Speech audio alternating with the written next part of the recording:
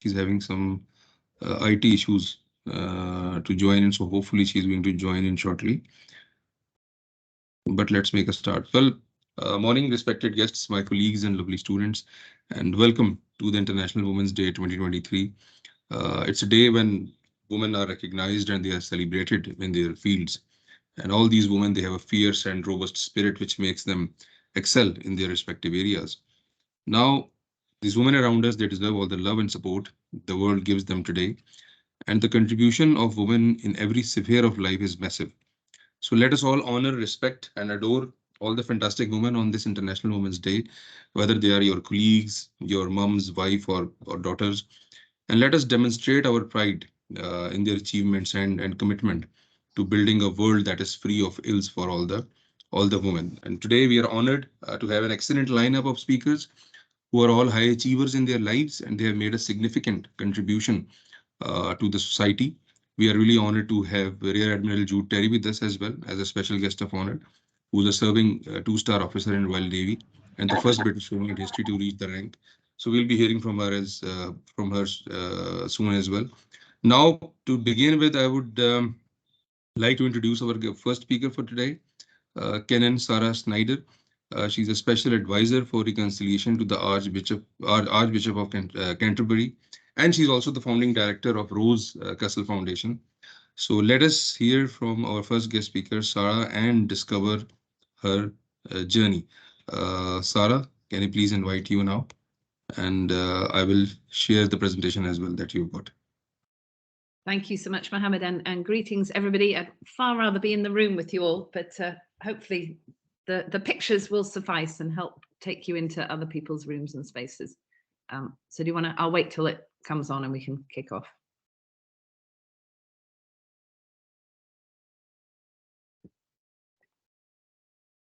Okay, can you get that big screen? Well, that's probably enough, isn't it? Yeah.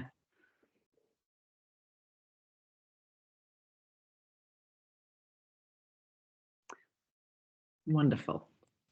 So today on International Women's Day, it's a real privilege to celebrate the extraordinary lives of women peace builders, many of whom are very ordinary women. They're not exceptional at all, but they are crossing divides and building bridges in places of destructive conflict.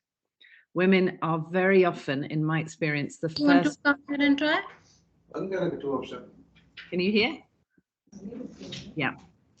The women are the first to spot rising tension in our communities, our workplaces, our homes. They're often the first to act to de-escalate that tension. Women are the victims of conflict, but we also look after others impacted by conflict and play multiple roles in the cycle of conflict. At Rose Castle, we are really passionate about affirming ordinary women in their peace-building roles, a role which often goes unnoticed and unaffirmed by those responsible for peace building in our regions. Very often, if women are included at all, they are in public positions of leadership. But actually, those who are crossing the lines every single day on the ground are not in public positions of leadership, but have a lot of influence within their communities. My own journey as a peace builder began straight after university in the Sahara Desert in northern Mali. I was living with the Tuareg nomads for 2 years, and during that time there was a coup, and the Malian government was wanting to settle the Tuareg, who live in a very fragile environment and could not live a settled life. I happened to be the only mediating presence in the region at the time, and was able to support the Tuareg in articulating why it was that they needed to continue a nomadic way of life, whilst also appeasing the government and finding ways to censor who was crossing their borders.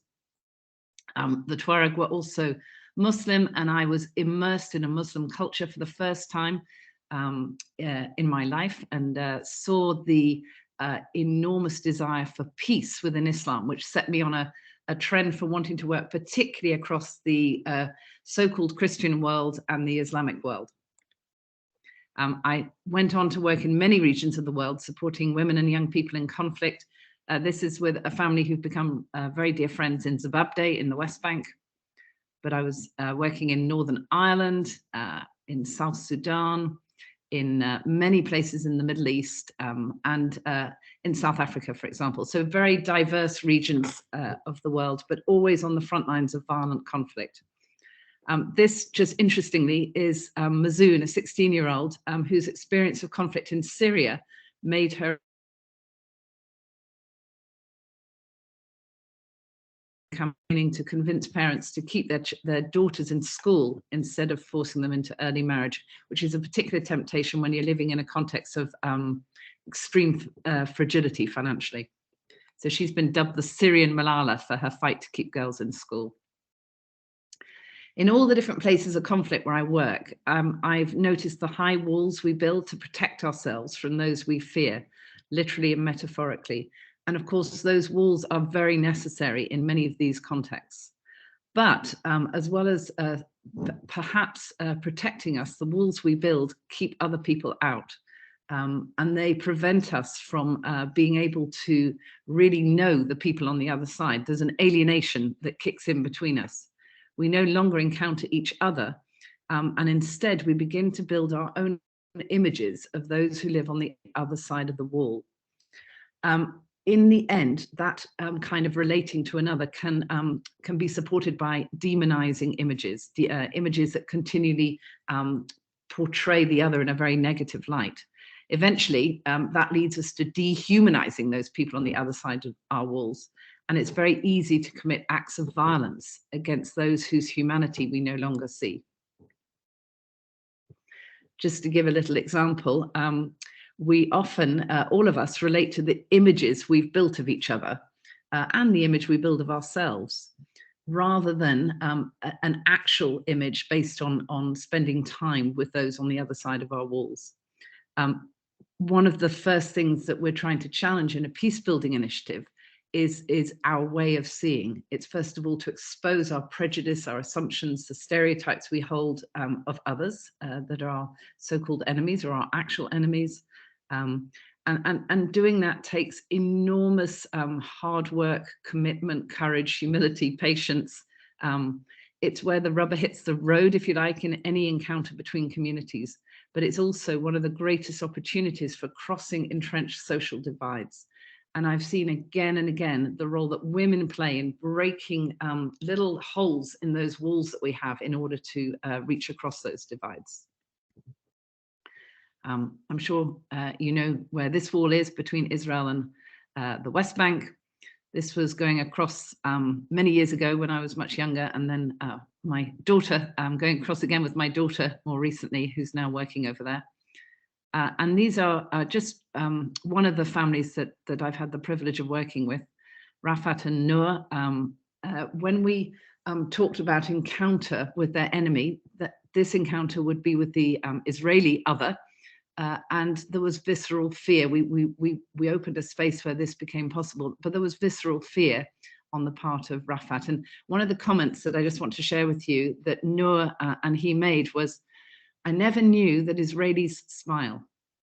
And why would he know that? You know, for everybody at a checkpoint, whether you're Israeli or whether you're Palestinian, it's a scary place to be. People are not smiling and relaxed. They're fearful, and they're fearful for their safety. And yet the other side of that equation, you see smiling, you see people relaxed, you see a very different person. So all to say, we tend to build an image of people on the other side of our walls that neglects some of the other aspects of their humanity. Here we have one of the Israelis praying at the wall, and that's a very different image to the image of a young soldier at a checkpoint. This was Rafat at the back there, actually, spending at the end of the week he spent with, when we brought together members of the Israeli Defense Force with those from West Bank and Gaza. At the piano is one of the IDF members, and they actually wrote a song about the journey that they went on during 1 week of breaking down some of the prejudice they have of one another, not breaking down the wall, because that wall exists for many other reasons, but breaking down their own prejudice and enabling them to think about non-violent communication or non-violent ways of challenging the status quo, because they still need to challenge what's there and what isn't just and right, but they want to do it in non-violent ways. This is just another example of stepping into the shoes of somebody not ourselves. And this was on one of our programs, again with Israelis and Palestinians, where one of the Israelis, actually the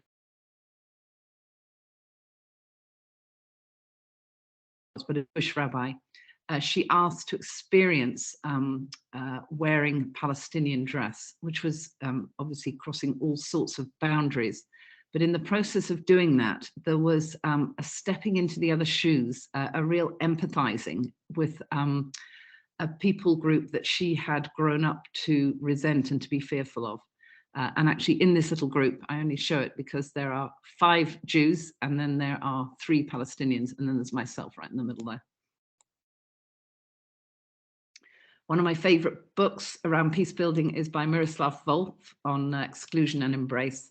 And he identifies 4 different ways in which we can exclude not just women, but women, young people, men, everybody. The first is exclusion by elimination. We literally drive people out of our societies, or we drive them out of the peace building tables. This is actually a picture from Ukraine. Is Katerina there driving with her daughter Oksana and 5-year-old son, grandson, Dima. And they are fleeing Mariupol. That's their side of the story. Here's another side of the story, a Russian mother, because Russians are also experiencing loss and injury and trauma. And we sometimes forget that in the media portrayal of the war that is happening in Europe. This is a mother whose son left saying he was going on a training exercise in the Rostov region, bordering Ukraine, and then she's never heard from him since. She is amongst many Russian mothers who are demanding to know where their children are, and wanting to know the reality of the situation that they feel they've been duped in. So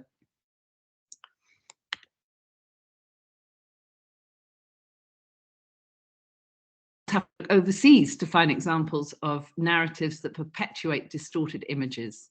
In many parts of the UK and the US, communities live in geographical and cultural isolation from one another, a trend that is sometimes reflected in or perpetuated by our schools and our houses of worship within those communities.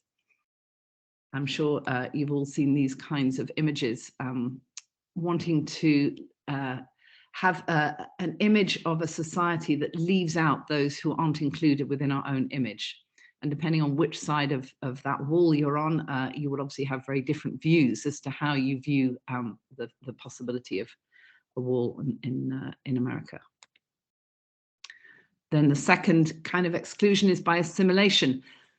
My husband's grandmother was a Jewish immigrant from Iraq to the UK, and her family adopted a Christian identity in order to fit in to British society. That meant that when she died, age 103, she had a Christian burial, which seemed fairly shocking to me, but that was what she'd asked for. Another form of exclusion is by domination. We've spent a lot of time working with Muslims and Christians in Pakistan. And one of the stories of that is the Muslim Pakistanis. At the back there, we've got Ali Tariq, who wept when he realized that there were Christians who dress like him, eat his food and speak his language, because he'd only ever thought of Christians as being Westerners. He hadn't realized there were Christians in his own community. And that is because the separation that exists in that context in very many parts of Pakistan means that people aren't encountering one another on a day-to-day basis. You know, that was 3 of the forms of exclusion. This one is almost the worst, I think, because it's so pernicious. It reaches so far into all our experiences. And it's what Wolf calls exclusion as abandonment. This is the exclusion that keeps us at a safe distance from otherness, where we live in an indifference to those who are different to ourselves. We try to minimize our interaction with them so as not to disturb the status quo in our community. And we don't, we may not be living in a situation of violent conflict, but we're actually creating divisions within our communities. by staying within our comfortable cultural faith neighborhood doors when it comes to interacting with others. So the work that I've started to do more recently after being on the front lines of violent conflict is actually to concentrate on how do we train a generation of leaders who are equipped to cross cultural and religious divides in support of peace. And there are many organizations that are doing this kind of work, and we're just one of them, but we do a lot of work, particularly training women peace builders or bringing women into conversation with the male leaders in their own contexts. I find that some of the most transformative change occurs outside the classroom. So it's when we're doing either activities or sport or outdoor stuff, but also around the meal table. And many of you will know that in many parts of the world, you do not sit at the same meal table as your enemy. So even the act of sitting together around a meal table is saying, I'm willing to listen to you. I'm willing to see you, even though in our own context, that would be difficult. We have a practice called scriptural reasoning, where we bring our, for those communities who are formed by scripture and tradition, we bring some of our scriptures to the table, speaking into very contemporary issues, any issue, whether it's fasting or food or migrants or welcoming the stranger, it doesn't matter. It's about reminding us that part of what forms and shapes us, in fact, most of what forms and shapes us in many parts of the world, is our scriptural tradition. When we're making assumptions about others and putting labels on them, we often forget that actually a lot of the work that needs to be done is within ourselves. We ourselves are often our own worst enemy. And a big part of the work of peace building, particularly as women, is how do we build the strength within that allows us to walk towards prejudice, even when it's there is a fear in doing that. It's very difficult to walk towards prejudice in our context. I'll skip through this. These are actually women in Liberia. And this is just a reminder of the cycle that we often get caught up in, where somebody upsets us and therefore we hurt them back, and then it builds and builds and builds and builds. And again, the only way to break that cycle of revenge is to break out of it ourselves. We can't wait for others to break out of that cycle. Might just be worth you reading the next, reading this yourselves. So save me talking.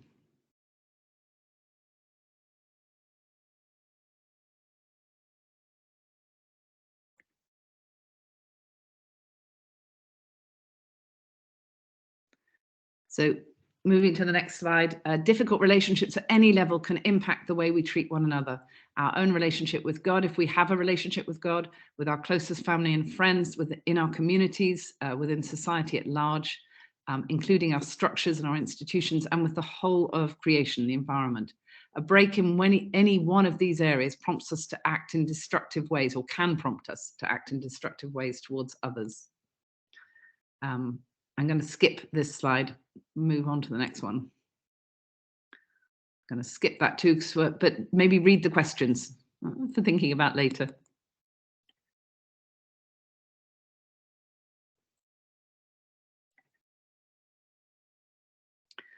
Some of the habits of a reconciling leader that we are really trying to encourage in women, and in fact all our younger peace builders, are as follows. So we'll just whiz through these slides. Curiosity. What's it like to be you, the person who's not me? What's your story? It's always being able to ask questions, not to make judgments. Next one. Walking towards those we usually turn our back on. Curiosity drives us to do that, to walk towards people who are different, or sometimes people who are difficult. Next one. Hospitality. Often in the West, we think about being a host to other people. How do we create spaces and host those who are vulnerable, for example? What does it mean if we're to be the guest of others, if we're to walk into their space instead of always expect them to come to ours? humility, the ability to listen deeply to another, not listen so that we're waiting to quickly respond.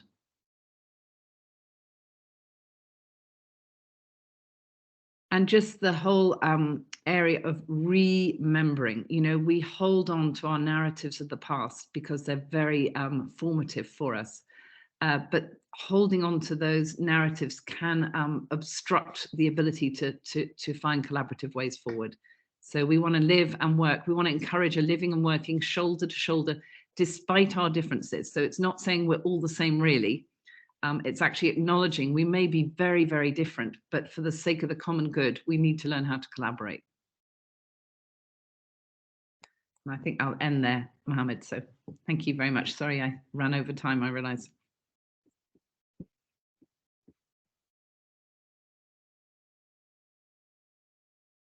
Hi, Sarah.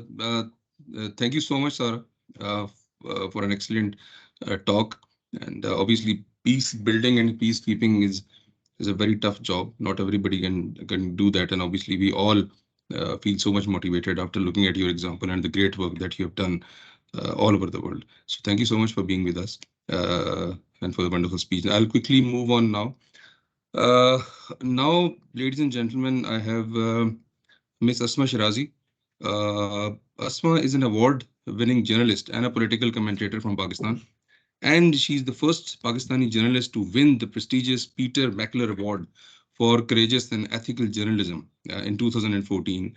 Well, Asma also became Pakistan's first female war correspondent when she reported from the 2006 Lebanon war and later from the Pakistan and Afghanistan border in 2009. So it's another excellent story from somebody who's so esteemed, who has achieved so much in her life, and she is enlightened the lives of masses, not just in Pakistan, but all over the world. So we have the honor to have her today. Asma, are you with us? Ji, hello. Thank you so much, Tosif. Thank you so much for the introduction and for inviting me. May I have the mic now? Yes, please. It's all yours. Yeah, thank you so much, all ladies listening to me and few gents, if they are. Thank you so much. It's a privilege for me to join you and to speak in front of you and the future leaders of nations worldwide. And I'm really grateful to the management of the University of Leeds to introduce myself and speak on this occasion. So my name is Asma Shirazi, and I am a journalist by profession. I'm doing my professional job since last 20 years. As a current affairs host and as a BBC columnist, I write for BBC Urdu, and my first book is just came out 3 months ago, which is titled as Kahani Bade Ghar Ki, the story of the big house of power. So I was born in a conservative Pakistani family where women are considered a closed door entity, and naturally I was born in a society where families own their girls and women as a prestige, you see. And it's very difficult for women to go out and work, and whosoever works, that is, I mean, she has to face the challenging environment around herself. We can, I mean, the one who are going beyond control, who can damage the prestige and honor of the family, that is kind of the environment which is created around us. So I belong to the entity, to this entity anyhow. As a student, naturally, I was a very active student. And I think since my childhood, I was trying to challenge taboos in the society. I'm the first one in our family who tried to become a journalist, who came out and in an industry which is called in our society a showbiz industry. And as a student, actually, I was like a very active student. So during my college time, I started doing radio, and I joined Radio Pakistan. I joined then Pakistan Television, and then my first job was after doing my masters in political science from Punjab University. That was my first job in Pakistan Television, which was at that time the only broadcast television in Pakistan. Then in 2002, I joined Geo Television, which is the first independent Urdu channel network in Pakistan. And of course, as I joined as a political correspondent, and then I became the first political correspondent. And then I was asked at that time when I joined journalism that, look, you have to do women issues only. You should focus on fashion shows. You should focus on other Meena Bazaars and women arena. So the no-go area is politics and economy and all hardcore issues in Pakistan. But I asked my office that I am not going to do so. So I have to cover the politics. I have to cover the economy. I have to cover the other things. And I became the first political correspondent of Pakistan. And my first beat was the Election Commission and Parliament of Pakistan. Then I covered elections in 2002 as a young correspondent. Then in 2005 we had a earthquake during it was the worst, one of the worst earthquakes on earth.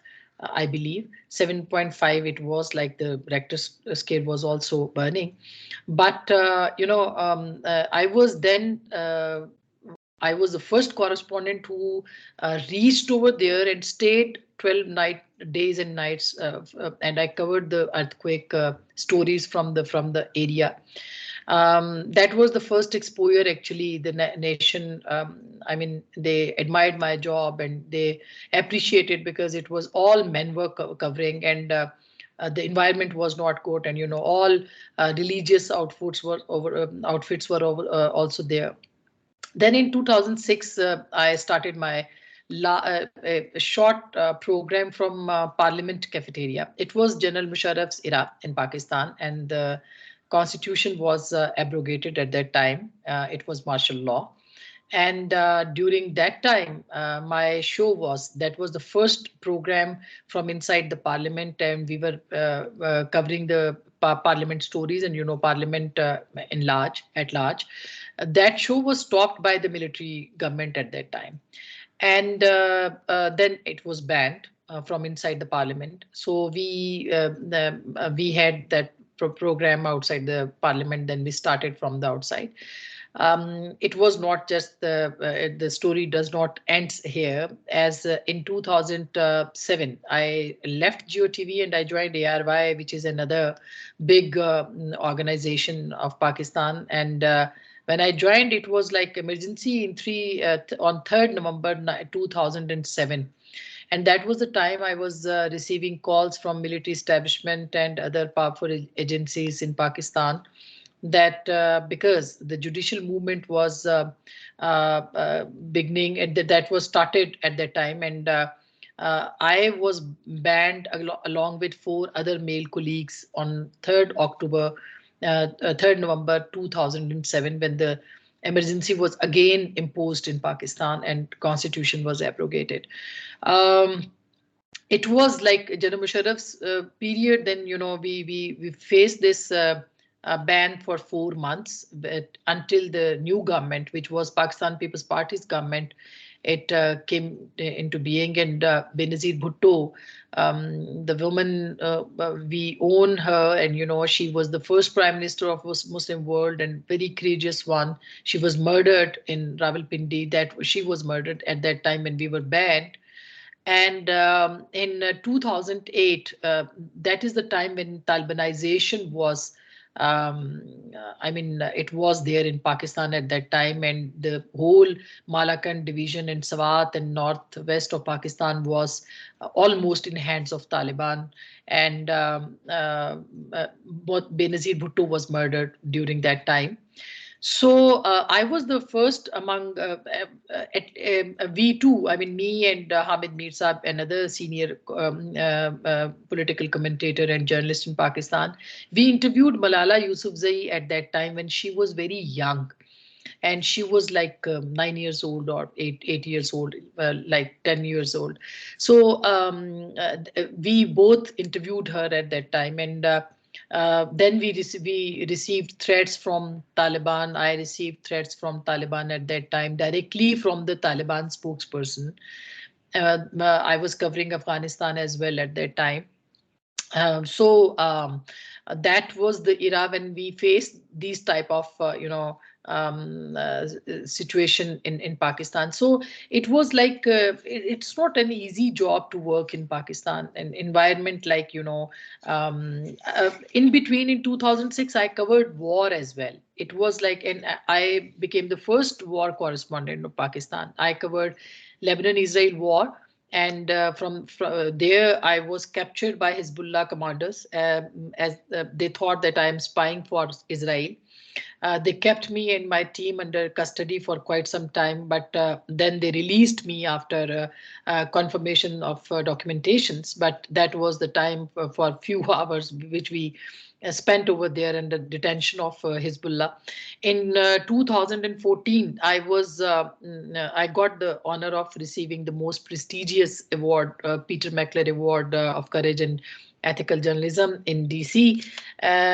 During it's a very interesting thing, because Pakistan, most of you, they must be knowing that we have such environment where women are always, they are soft target to hit them, and to know you to threaten them, and to stop them from working, and from going out. And if you are challenging the most powerful like establishments, and the most powerful like religious outfits, and you are challenging taboos in the country, and you are raising your voice for human rights, for missing persons, for all these arenas in Pakistan, they are like taboos. So you will face the music from the various groups in Pakistan, and from the various entities of Pakistan. So that was something different. Till 2018, it was like threats by the establishment, threats from the religious groups, threats from the mafias, threats from the, and I have complained for so many times, and the stories were there in Pakistan, but in even on international levels as well. But till 2018, until we experienced another thing, which was a hybrid regime in Pakistan. So in 2018, there started another era of struggle. This was quite unconventional and quite challenging. When we had a new experiment of a hybrid regime in Pakistan, and Imran Khan Saab became the prime minister and had establishment on his back. The war was totally and completely shifted from criticism to slurs, from arguments to abuses. This was the fifth generation warfare of social media, where we came under the constant attack by the establishment and by the ruling political party. Anyone criticizing the regime or challenging them were taken up as a target, where thousands of real and fake social media accounts were attacking you to fix you and to teach you a lesson. So freedom of expression had a cost. It had always a cost in Pakistan, but this era was particular. We faced fascism as long as the journalists in Pakistan were concerned, and they were criticizing the government and the ruling elite at that time. So we paid the cost in last 3.5 years of this hybrid regime, every single day, frankly, and we were pushed to adopt various ways of ventilation during this era. At times we used to speak and write direct, at times we between the lines. One of my columns on BBC in 2021, where I criticized the policies of Imran Khan government, it was picked up by the PTI ruling elite, and at that time for 6 days they made a trend of me, calling me a prostitute, and what not. I mean, whatever they they would wanted to say, they did. 16 cabinet members, PTI official social media accounts were directly targeting me. they were holding press conferences against me on the national broadcast. I think that was also for the first time in history of Pakistan that where a woman journalist was a prime target of the whole cabinet, just for mere criticism. And this continued for days and months. And in between, I had to face two break-ins, and two times people tried to harass me. They broke into my home, and my kids were there. They harassed them as well. And then I faced a sedition charge along with Hamid Mir Saab, another known journalist in Pakistan. Then I faced these online harassment and abuses, and there every month I was like trending on the top. So I think this was that happened to me in various things. And here I just want to tell, I'm not telling my story in that way that I want to become a victim. I was victimized, but frankly I just want to share the story that how we women are working in South Asia, particularly in Pakistan. We don't have feasible environment. Even then we had Benazir Bhutto. Even then we have Fatima Jinnah. Even then we had Asma Jahangir. Even then we have so many liberal, progressive, and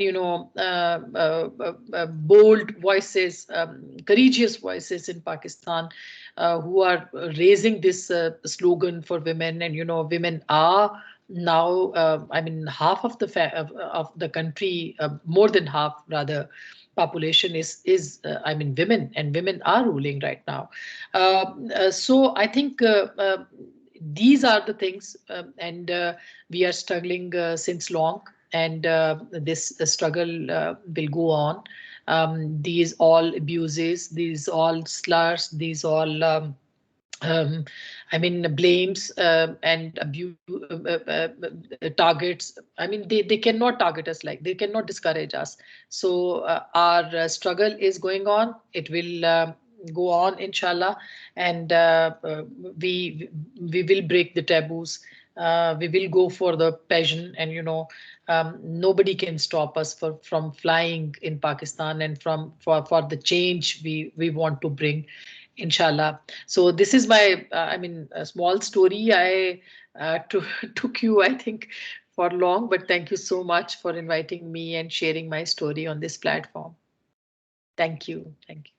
Asma, thank you so much. And at the end, bravery and resilience, it always prevails. So thank you so much for being the torch bearer for the Thank, women in our country, and for the women worldwide. And thank you so much for giving your precious time us today. Thank you so much, Asma. Bless you. thank you so Bless you. much. Take care. Bye. Thank you. Okay, let's quickly moving on, ladies and gentlemen. One of our guest speakers has to leave shortly, so I'm going to invite another special lady from Jordan, Mrs. Lara Ayub, who's the co-founder of Sadaka, and she's a renowned international media and gender consultant. So, and she's going to briefly talking about her achievements and journey. Lara, over to you, please. Thank you. Thank you so much. And I'm humbled by Sarah and Asma's stories. I'm privileged to be with you all. And hello, everyone from Jordan, and happy Women's Day. I think, first of all, thank you, Dr. Mohammed, for this invitation to the university. I know it's Women's Day, but I think we should be celebrating women and their resilience every day because of all these powerful stories that we're listening to. Yes, I'm Lara Ayub. I'm calling you from Jordan. I was born and raised most of my childhood in the UK. I have two children, Faris, who is 10 years old, and Maya, who is 8.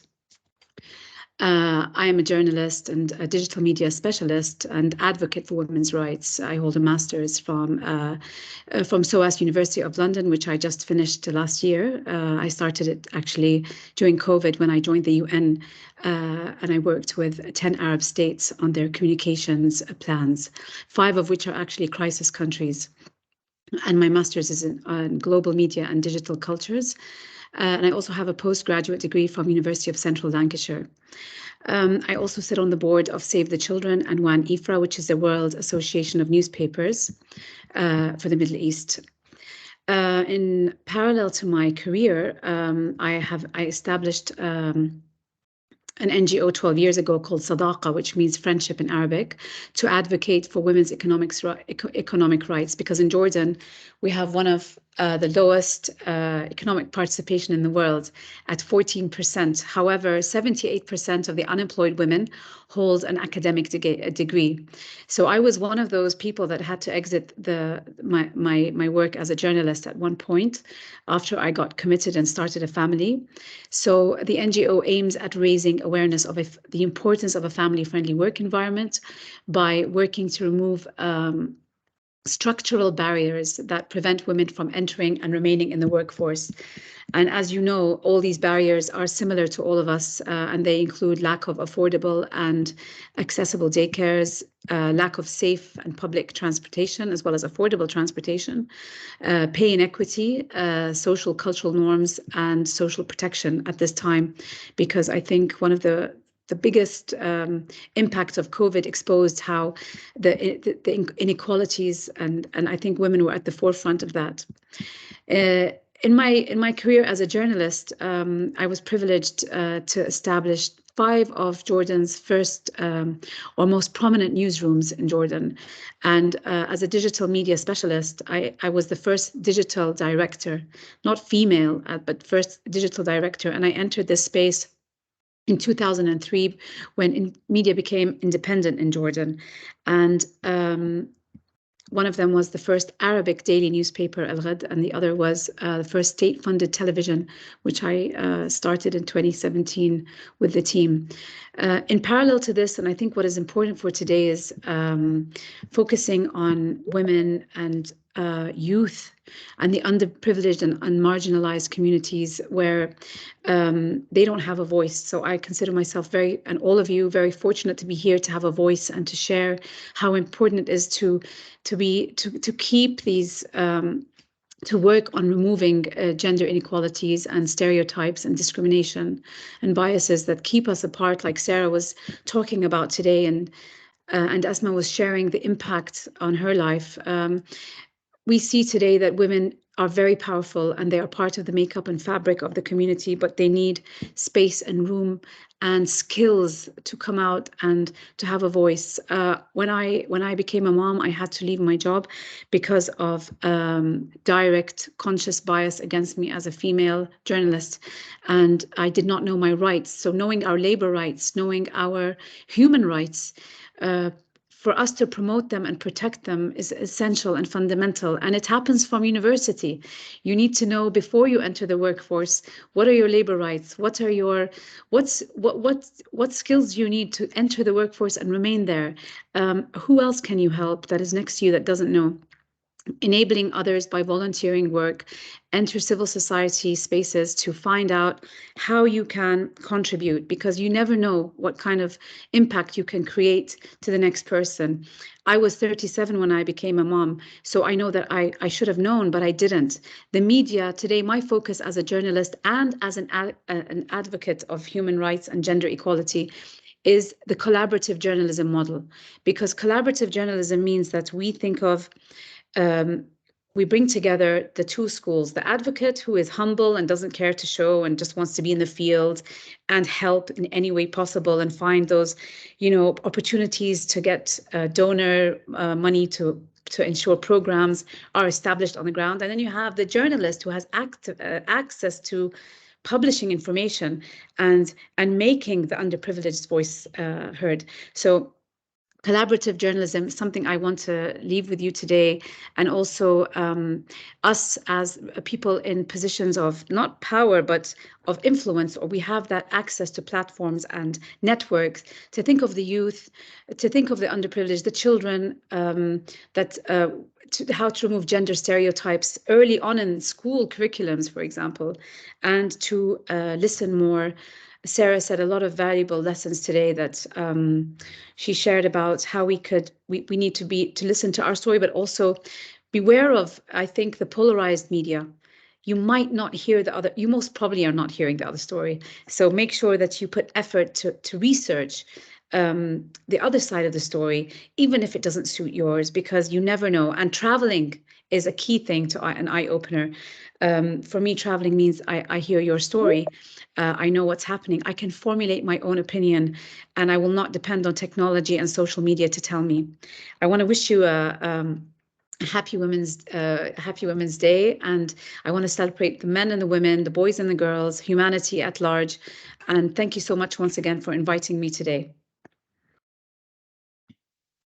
Thank you so much, Lara. Thank you so much for your contribution, for the sharing a wonderful journey. And obviously, I would like to dedicate on behalf of everyone more power and more dedication to you. Thank you so much for joining us today. Well, ladies and gentlemen, moving on now, I would like to invite our next special guest of honor, who's Rear Admiral Jude Terry. So, Jude, I hope you are with us. I am. Can you hear me? Okay. Yes. So Jude, well, just to introduce Jude, Jude is the first woman in the British history to become a senior two-star ranking officer. And Rear Admiral is a serving officer in Royal Navy, and she holds the positions of Naval Secretary and the Director of People and Training as well. Well, ma'am, first of all, thank you for your service to the nation. Because of you and your colleagues, all of us, we enjoy a cup of coffee every morning in a free country. We are proud of your achievements and of the men and women who stood to your left and right. I've seen battlefields and experienced tough days. I fully understand what you and your people go through while keeping peace all over the world. So thank you so much for joining us today. And I want to hand over the mic to you. We want to listen to you. Thank you. Thanks, Mohammed, and thanks very much for having me. Apologies if my voice is slightly croaky. I seem to be on the end of all sorts of lurgy, which I'm pretty sure lots of the rest of you are.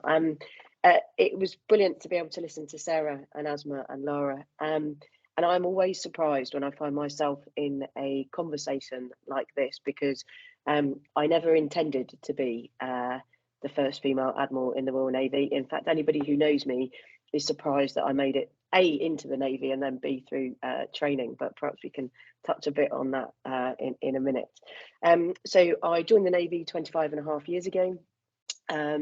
A little bit of background, my dad was in the Navy. He died when I was 12, which left my mum with my sister and I as a widow at the age of 38 in a place that wasn't home, that was Jersey, and she brought us up. And she brought us up to be pretty independent. To be fair, my dad was all about us being independent as well, but ultimately she brought us up to be independent. I wanted to join the Navy at 16, but I was quite an angry child, and my mum's theory was that if I wanted to join the Navy, then it was all about my dad, and that was a bad thing to do. And one lesson on International Women's Day is that mums are invariably always right, which she tells me quite often still at the ripe old age of me being 49.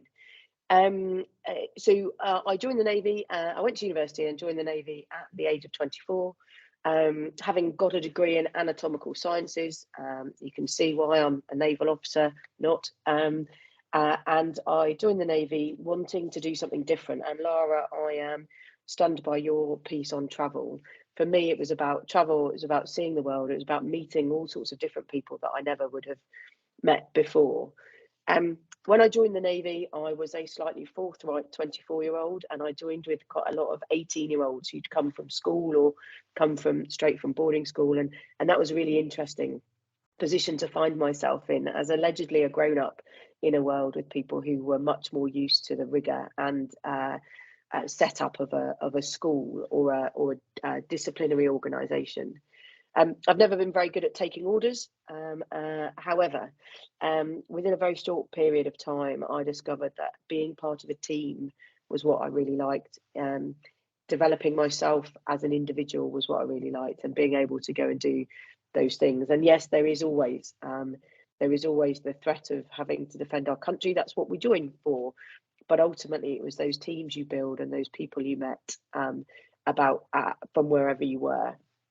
Over the 25 years, I've done lots of amazing things, and actually I'm privileged to have been to most of the countries that Sarah, Asma and Lara talked about. I haven't lived there very long. I've been able to go and visit. I've been able to go and help in some instances, but always I've been able to go and learn from those places that we have visited.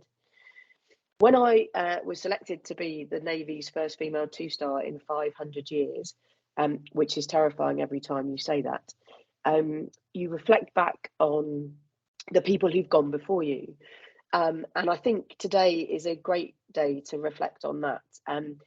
We can't do any of this alone. Everybody in the audience can't do anything that they do on a daily basis alone, whether that's championing the rights of women, whether it's championing the rights of the best people for the best job, whether it's understanding nuances in religion, whether it's understanding what the view is from the other side of that wall, as Sarah described. And for me, I look back and previously women in the Navy didn't go to sea. They could get married. When they got married, they had to leave. Then they, when they were allowed to stay for a bit longer, but when they got pregnant, they had to leave. When I first joined the Navy, we were writing letters to our LGBTQ colleagues saying, sorry, we kicked you out for being gay, and that was probably the wrong thing to do. And would you like to come back? And if I sit here today, 30 years after women went to sea in the Royal Navy, I cannot believe the fundamental change that's happened in that time. My first boss would refuse to buy me a pint and ask me why I didn't have a skirt on. However, throughout that 30-year period, 25-year period, 30 years since women have been to sea, we've changed the way they think. And one of the ways you change the way people think is by being in the room and having a conversation and being confident enough to have that conversation. My day job is Naval Secretary and Director of People and Training. And in short, what that means is my job is to recruit, attract, retain the best people for the Royal Navy in order to deliver them to be able to support and defend the UK wherever that may be. To do that, there's a couple of ways you could look at that. One is, in hard facts terms, you need the best people you can have. And you need the best people who can challenge your adversaries, whether those adversaries are states, whether those adversaries are organisations, or whether it's just a system that you're trying to work out. In order to do that, the best people are a diverse bunch of people. And that's where we need to go. If you're hard-nosed about it, if you look at demographics, we won't have a Royal Navy or an armed force if we're not very clear about recruiting the 49%, 50% of the population who we don't necessarily appeal to. And that is about diversity across the board. The other thing it brings to us, in my particular opinion, is it brings lots of different views, lots of different experiences. It all comes down to that nature-nurture debate. And one of the things I was really clear on when I got promoted was that we're about intersectionality. And I think that links in with a lot of what Sarah was saying. So I'm not just Jude, the female admiral. I'm Jude, who's the daughter of a Royal Navy chief. I'm Jude, who's got a little sister who she couldn't stand when she was growing up, but now we're pretty good friends. I'm Jude, who supports Scotland rugby team because you're from Jersey, so you can't possibly support France or England. All of those things are the things that make us who we are. And in terms of looking at International Women's Day, in terms of supporting and championing people, that to me feels like where we should be going and what we should be doing. We should be acknowledging barriers for what they are, which is barriers or walls, as Sarah described, and challenging the status quo. I've challenged the tattoo policy in the Navy because that was stopping me recruiting people. I was the first female I wasn't the first female captain, but I was the first one to put a stripe down my uniform because all the men had always had stripes down their uniform trousers when they got promoted, so why couldn't I? None of that was set out to be transformational, unlike Asma, who I take my hat off to for actively challenging and challenging norms and having to challenge norms. A lot of it is partly because of who I have been and where my mum has allowed me to be. But a lot of it is just a curiosity. I have always been curious, and I think that's a really important thing. I think the other thing I was reflecting, I'm privileged to have 7 godchildren, and the eldest is 32 and the youngest is 6.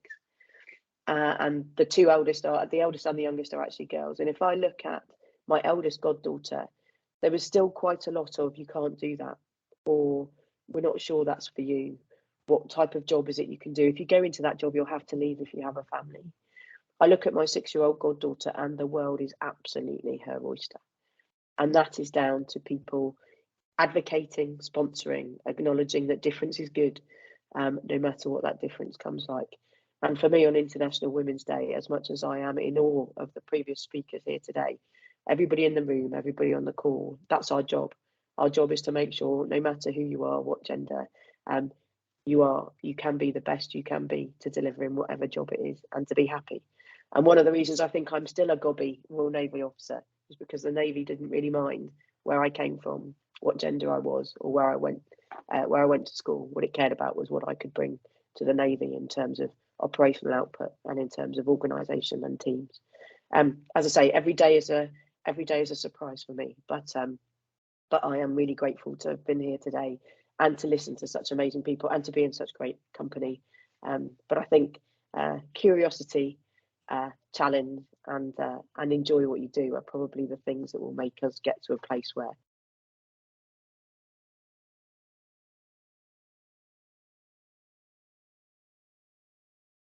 I don't know if you got mute. Sorry. Oh, sorry, is that better? Yes, that's better. We can hear you now. Okay, thank you. So I don't know where we stopped, and I don't know how I got muted. So I'd just like to say thank you. For me, it is an honour to be here today, but it's about being curious. If you can be curious, that's the most important thing, because you'll challenge things that other people don't see. And Sarah's point, I think, is true. You don't see what's on the other side of the wall. So I've had conversations about toilets, about sanitary bins, about why the world thinks differently, but only because people don't think about it if it's not something they have to worry about. Well, thank you so much, ma'am. Thank you so much for giving us your valuable time and sharing your experiences. No doubt you have got one of the most beautiful jobs in the world, and we are, as a nation, forever in your debt. And our prayers are always with all the, all the people who are serving, veterans, for all the injured, dead, and missing in action. And we're really proud of your service. Thank you so much. It was a pleasure and delight to hear from you. And thank you for joining us. Thank you for having me. Well, moving on, the next guest speakers. But before I move on to the next guest speaker, I believe I have Suren with me in this meeting right now. Suren, are you here? Have you joined us? Yes, I have. Thank you, Suren. Let me introduce Suren Reader to you, ladies and gentlemen. We are privileged and we are very proud to be led by a woman. So Suren is our principal, the senior most in the institution, and she leads a team of more than 150 people or even more. And every day her leadership from the front continues to amaze us and motivate us to work towards the betterment of the students and the communities that we all are part of. Suren, I want to take this opportunity to have few words from you. If you can please welcome the guests and say something about yourself and about the event as well. So over to you, Suren. Well, thank you very much, and thank you very much for your kind words. To see it is always a pleasure to be present at these events. And it's truly a tribute to some amazing guests. I've been listening to some of the stories so far this morning.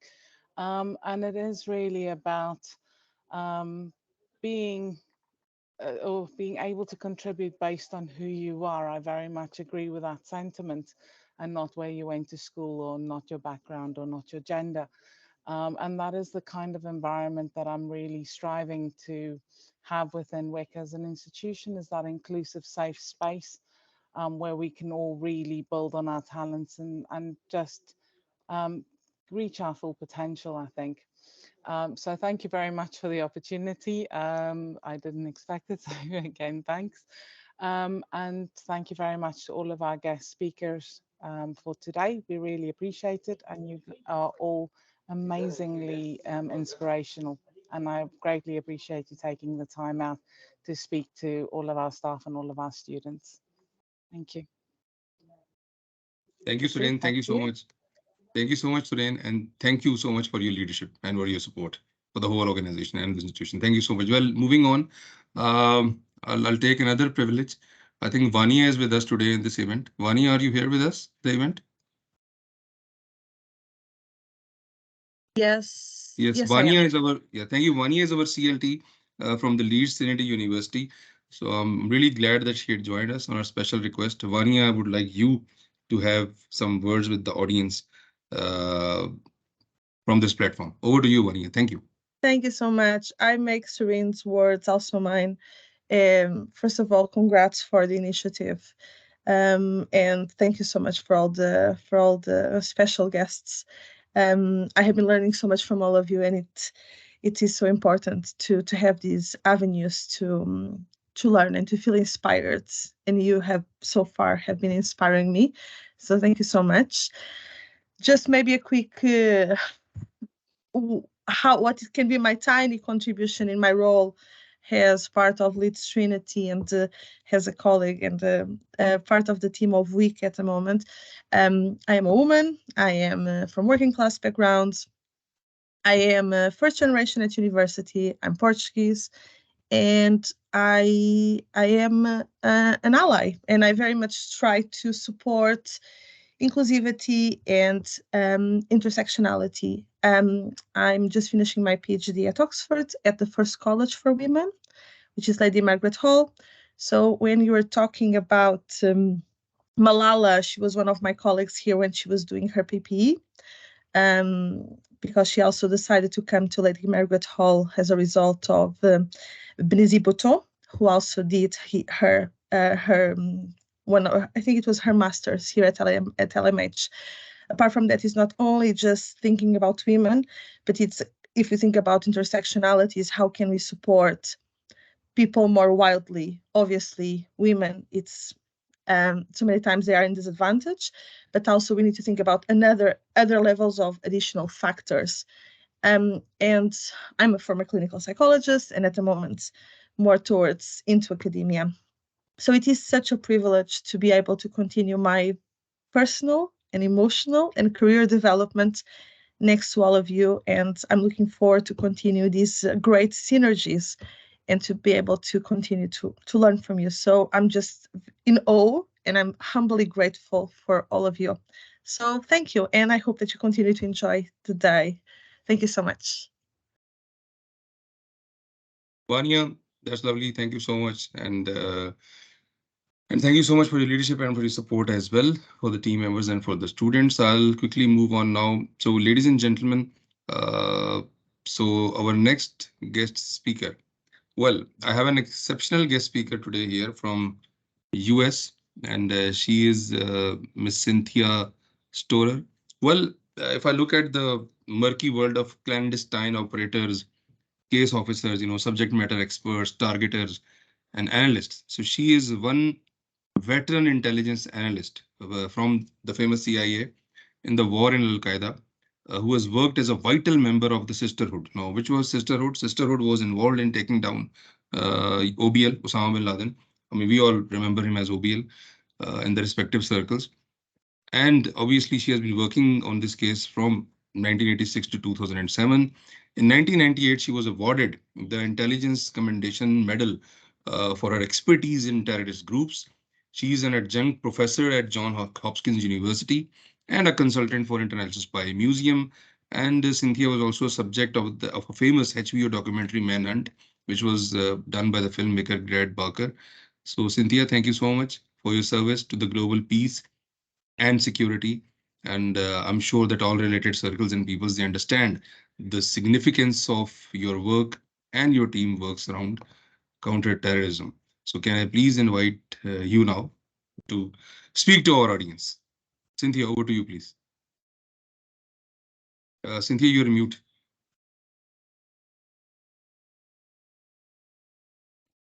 Okay, sorry. It's only 7 o'clock in the morning here. Thank you so much for inviting me. The first time I've ever been asked to speak at a women's event, so I really appreciate this and the honor of being with all of you, amazing women. Interesting, my background story is very much like the Rear Admiral's in terms of beginning my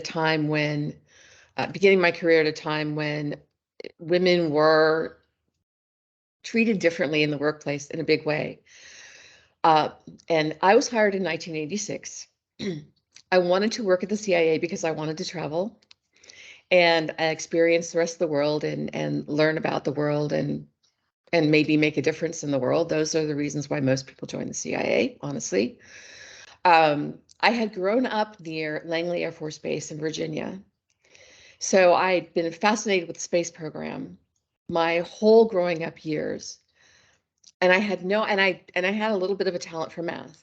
I had no idea, like no one ever introduced to me the fact that I could have used that at NASA. This is one of the things that still, I still think about. I don't know if you've seen the movie Hidden Figures, but that took place literally within biking distance of my home. And if we had been introduced to the fact that there were women working so prominently at NASA in these technical fields, I think my life might have been different. But so part of it is communicating what we're doing and how we're doing it and reaching out to each other, which is one of the reasons why I think this is so important.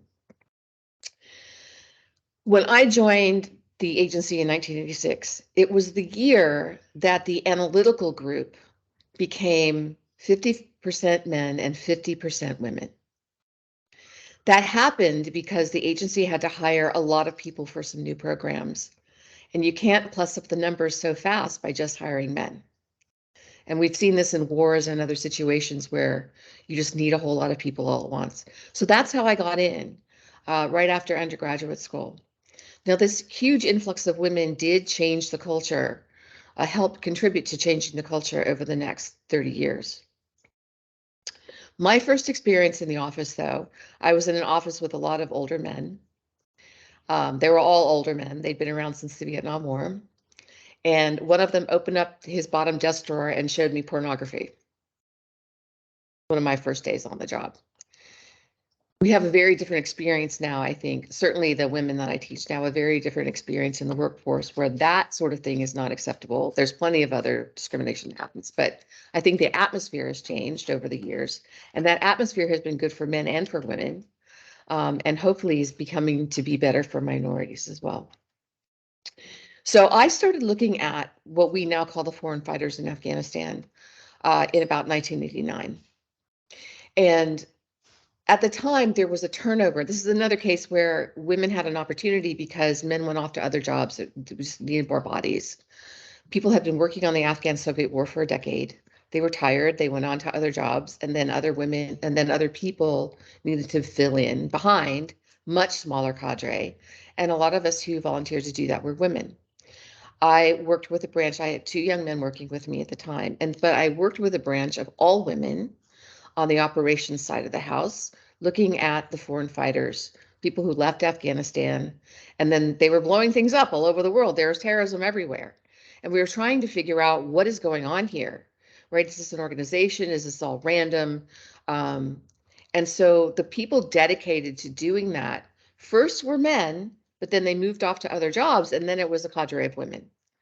And it was myself, the women on the operations side, a woman at the State Department.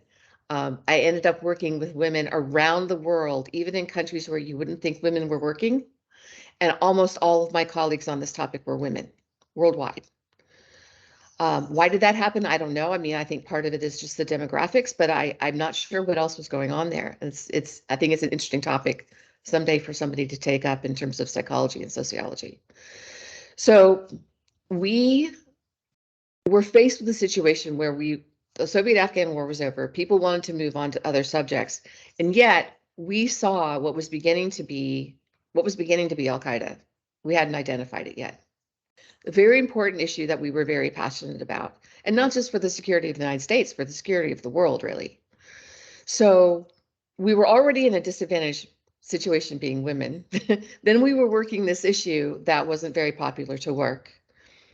Those of us in the Counterterrorism Center at CIA were considered lesser analysts. It was considered the dumping ground for people, or a place you had to go because they needed people, but not a place that most people sought out, although we did.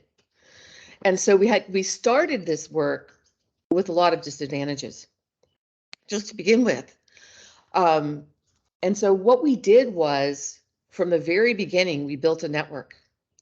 And just because of, again, the demographics, a lot of this network were women, and this is how we became the sisterhood over time. We built a network between agencies, between offices, and we supported each other and we supported the work. And that meant that if I couldn't get something done in my organization, I helped somebody else get something done in their organization. So we became a trusted network.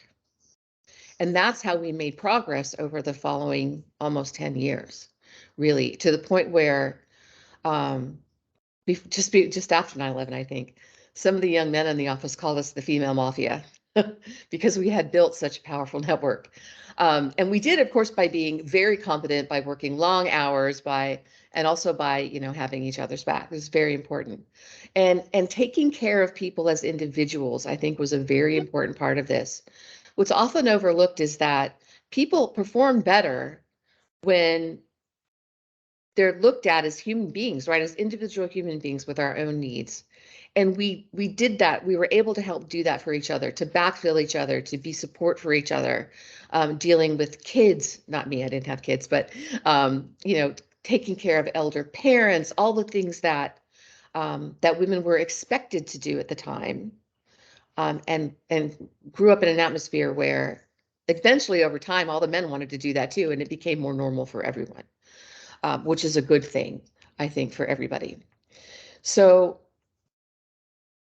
I think that, you know, having women in this role, though, let me go back just a moment to the mid 1990s.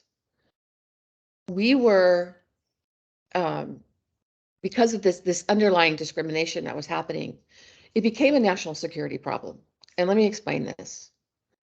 Women, because of this atmosphere that it was okay to treat women in a certain way, people who didn't want to see resources spent on the issues that we were working on tried to undercut our work by denigrating women because it was okay to do that. And I don't think most of what they were saying was, oh, women are terrible, we don't want you doing this work. It was, we're going to take advantage of the fact that people think that women shouldn't be doing this work in order to undercut your work and keep our own resources. And so we had to fight the whole time for more and more resources on this issue. So that by the time we got to 9/11, there were 5 analysts in my group, 5, and scatterings of analysts in different places also working the subject. After 9/11, overnight, 40. It took that tragedy to make that happen. And I think this kind of thing is pretty typical of social movements where you build these networks, you build these strong networks, you just do things because they need to be done. We're not trying to be militant. We're just trying to get the work done and trying to make the work of a place a better place for all of us. And I've seen this over and over again in various organizations. And I think we have to remember, though, that part of the reason we had this success is because women are over 50% of the population. And once you start letting women into organizations, it's going to change culture. And I feel very strongly that we need to keep advocating for and supporting minorities who are never going to have that level of strength and who need our support and the support of men and others who agree that everybody's voice needs to be heard, that everybody has a contribution, and that we can, as the Railway Admiral was saying, we can't do this without getting a lot of different perspectives on these jobs and on these issues, and also just supporting each other in society. So now I'm teaching, and I do point out these issues in my courses. One of my former colleagues, actually several of my former colleagues are involved in an organization now called Girl Security in the United States, and they promote the advancement of women in national security fields beginning in grade school and high school. So that's their onward work. And that's all I thank you. Thank you so much again for asking me to be here. Thank you so much, Cynthia. Thank you for taking your time, and thank you for being here. And Cynthia, I also want to take this opportunity, you know, to because we are meeting face to face now, virtually, obviously, to offer my condolences for what happened at Camp Chapman a few years ago, and obviously the loss of lives of Jennifer and all other comrades and all other people. And obviously you have fought a long and a dark war. And as I always call my colleagues that these global peacekeepers, we are men and women without a country. We don't have a country, but the whole world is our country, because somewhere, somehow, the contributions that you have made, your teams have made, they have had an impact on the global peace and global humanity. So thank you so much once again for being with us today. And we really appreciate your time and your efforts. Thank you so much, Cynthia. Well, moving on, ladies and gentlemen, we are honored to have another strong and esteemed lady with us today, Atifa Tayyab. Atifa Tayyab is a former minister at the Ministry of Parliamentary Affairs in Afghanistan, and she's also a former vice chancellor for Istiqlal University. Atifa is an international keynote speaker and a very active peacekeeper and peace activist. So I would now like to invite Atifa to have a word with our audience. Atifa, are you there?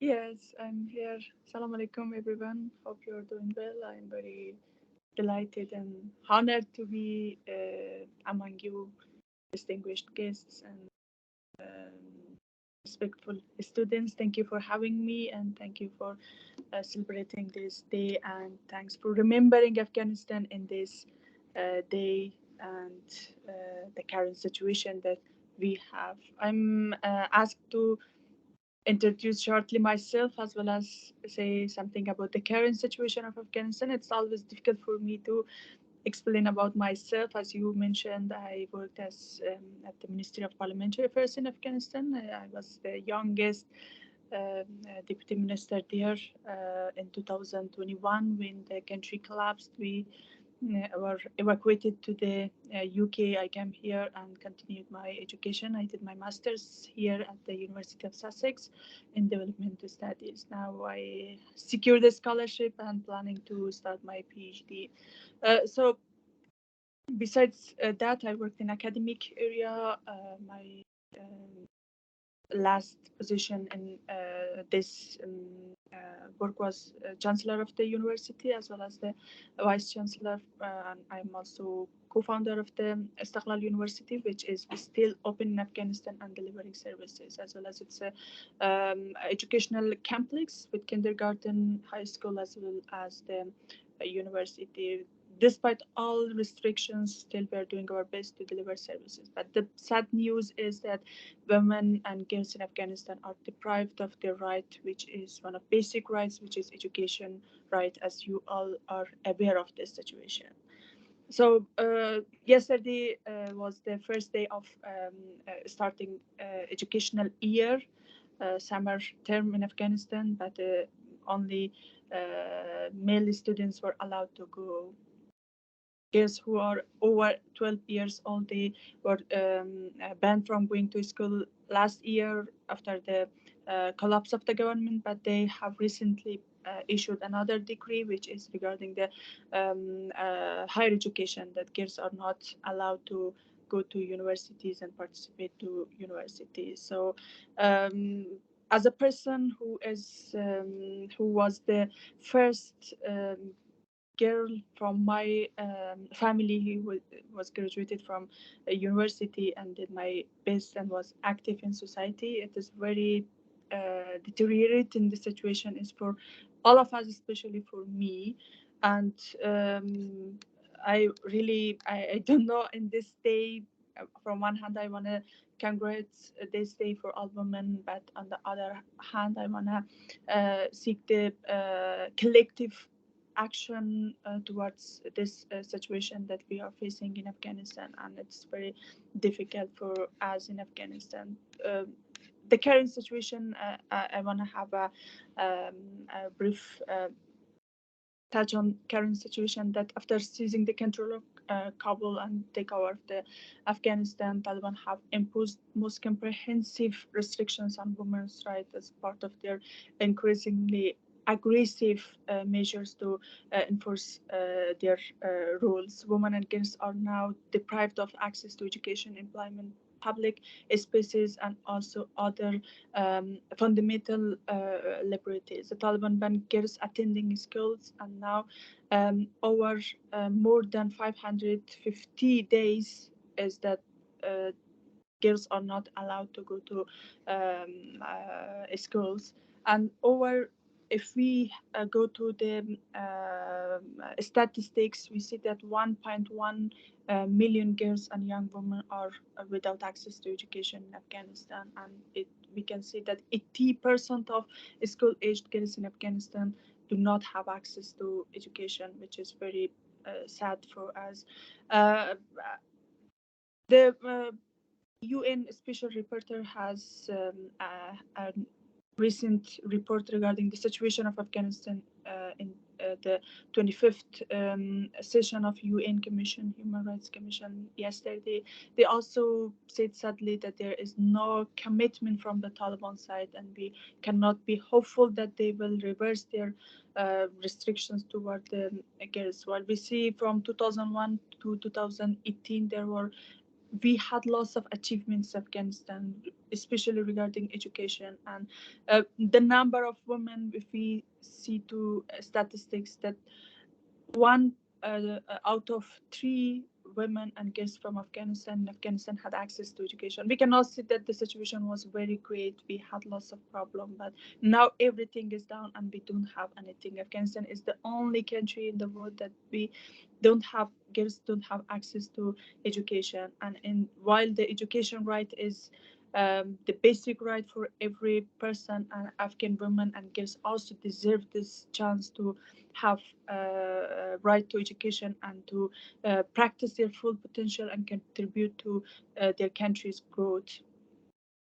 And also, Afghanistan needs to have women in civic life, in politics, in diplomacy, and also in negotiation table. But the only thing is that this platform also can be a kind of advocacy group for the Afghan women. I really appreciate that Mohammed Tahsib invited me to have a speech here, and we collectively maybe can push the international community to work towards reversing the stifling bans by the Taliban in our country, and raise our voices collectively in this International Women's Day. Policymakers around the world are unfortunately very silent regarding the situation in Afghanistan. They say we don't have any other alternative that to replace Taliban, but it is not the question, and it's not the answer to our question and to our request. Afghanistan war in Afghanistan is not finished. I think it's entered to another phase, and still we don't have peace, and we don't have a calm situation for people in Afghanistan. So in this day, I don't want to continue too much, but I really appreciate your work. I really ask for collective action towards releasing this bans for women in Afghanistan and doing something for women of Afghanistan, and don't forget them in this International Women's Day. Thank you for your attention. Happy International Women's Day. Atifa, thank you so much for your kind words, for your participation. And Atifa, let me assure you, the world has not forgotten Afghanistan. There is a lot of blood that has spilled visibly and invisibly, not just in that country, but all over the world because of the major cause of war on terror. And secondly, we are really very sad and heartened, on this sad situation where Taliban have banned female education. So we are rest assured, we are raising our voices on the related platforms, and we will continue to do so. And but as an institution, as a British institution, we are more than happy to support any educational initiative, especially if they are remote. We are more than happy to support you and other Afghan women. And obviously, that is something we can talk later from another platform in private. But rest assured, world has not forgotten you. So, and you are not alone. Thank you so much, Atifa. Thank you so much. Well, let's move on. Ladies and gentlemen, again, I have a privilege to have Zoe Quinn with me. Zoe Quinn is a very brave and strong woman that is part of our institution, and Her job is very tough. She looks at the safeguarding. She looks at the mental health of our students and of our staff as well. Zoe, I would like to take advantage of your presence. If you can have a couple of words, please, with the audience. Thank you. And again, I just want to reiterate, thank you for everyone that's joined in today. The stories, I love stories like this. It always makes me step back and actually appreciate how far we have come as females. I do want to take a slightly different approach, as I know a lot of the speakers so far have spoken about their careers, their education, and the fight they have had to take on in a very male-dominated environment. But the route I want to speak about actually is women's health. Even this morning, I had a discussion with a member of staff and just in general of women's health and actually how much of a taboo subject it still is, especially in the workplace. Obviously, we know within a certain generation, women, they do have their monthly cycles, they do have their periods, and it has a massive impact on women on a day-to-day basis. We have our hormones all the time, they're up and down. We also, and speaking from a personal point of view as well, we do have additional health problems sometimes, which is unfortunately just for women. So I suffer with endometriosis. That can be quite painful, it can be quite debilitating. And I know for years, especially if men asked, "Oh, what's wrong with you? You don't look very well," I would push it off as something else because it was not something that really that people speak about. We keep it quite private, we don't discuss it. But actually, it was having quite a big impact on my day-to-day life, and it was infecting my social life, my family life, my personal life, my work life as well. Not only have you got the pain, you've got the tiredness which comes from not being able to sleep, the fatigue, the brain fog as well. And I know that there are quite a few, I have quite a few students who come to me, they're having problems in that area. There's probably some staff having problems in that area. But also then we have to think about the staff and our students who get to a certain age and then they're going through the menopause. That's difficult in itself. And unfortunately, sometimes we do feel like as women, we don't have that support there. And I think it's a conversation actually we need to be quite open about and try and break down that stigma, try and break down those barriers. I know there's some men probably sitting on here thinking, oh my days, what is she talking about? I don't want to hear this. But we do have sisters, we have our mums, we have our co-workers who are female, we have our wives, girlfriends, like everyone comes into contact with it, and at the end of that, this is our normal day-to-day life. And I do think it's something we have to be quite open about and start that discussion a bit more rather than hiding from that discussion. And again, it was a conversation I had this morning. It's the impact on our mental health as well, and the impact it has on everything else. So that is something I would love to do, is try and break down the stigma and the boundaries of women's health and what we go through. So yeah, thank you. I'm going to leave it there. I'm not going to go into too much detail because obviously we know what goes on. But yeah, thank you to Saif. Zoe, thank you so much. And thank you for all the wonderful contributions that you are doing in the institution for a long time. So thank you so much for your participation. Well, ladies and gentlemen, quickly moving on, I would like to welcome another special guest from Bulgaria, Tudora Lazarova. She is a Chief People Officer with Antil and a Senior Professor in HR and Leadership with the prestigious and mainstream university in Sofia as well. So, Tudora, we would like to hear from you now. Mike is all Hello. yours. Thank you. Can you hear me? Yes, we can. Okay, great. Thanks for the invitation. Thanks for the really nice company and all the inspirational stories that I have heard for all the ladies part of this group. My name is Teodora. I'm professor within the university in the field of human resources management and business ecology. And also, as Mohamed also mentioned, my business career is related also with the human resources, chief people management, and all that stuff. Few words about me and my journey and how everything started. I'm a psychologist by nature. This was my dream. So I become part of the university between 20 years already. My bachelor degree started.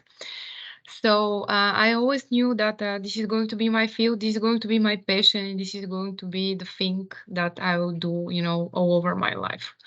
So hopefully today, everything that I would like to share with you is something that I wanted someone told me when I've been 20 and at least save me some efforts and problems after that. Just continue here the story about the mental health and everything else.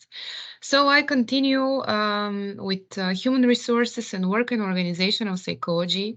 And my first work experience was executive assistant is one of the biggest bank here in Bulgaria.